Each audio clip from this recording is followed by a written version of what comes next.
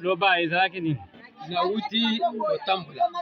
Nakendaki nasala coup de main. Okay. Nasali coup de main te courant ezate kwa msana sala ya courant. Okay. Bozongi na ngai zela komo na onani?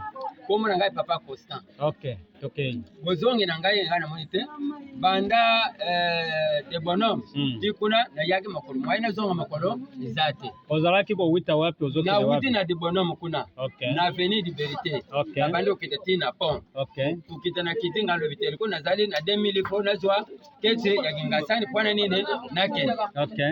Na zwi kete kuanzi kete wana kota ge na monaki batu moko bazali bana basi mibale ba mbali misato eloko moko ezakona te orge manduki balali siango na sima ya bakiti wana tupanda kawana. Okay. Taonga na koti na niatisi kwa vundo natali boye manduki ngala moteme beti ngalobi nzambe. Donc keti na koti ezali na makambo boye. Okay. Bon ça va nzambe azana kati na bango. Okay. Tubande ko yeti na komikaka ngalobi te boki sangai awa.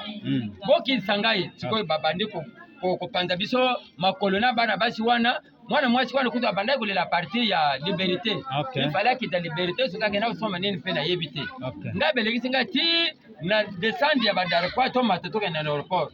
Ngalubi antuka boki sangai. Boki sangai.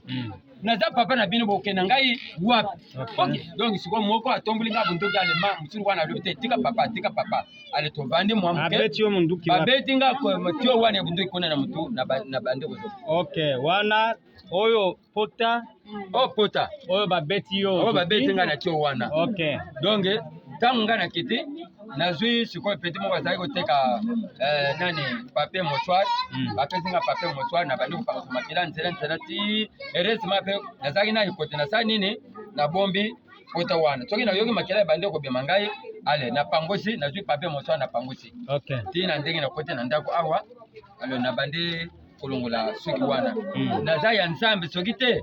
Donc vraiment na ebite bana basi wana kote bakei na numero pe na swaki numero na bango te kwa lere ngai le kiti na welling moyo na ngai moyo za plaque ezate. Okay.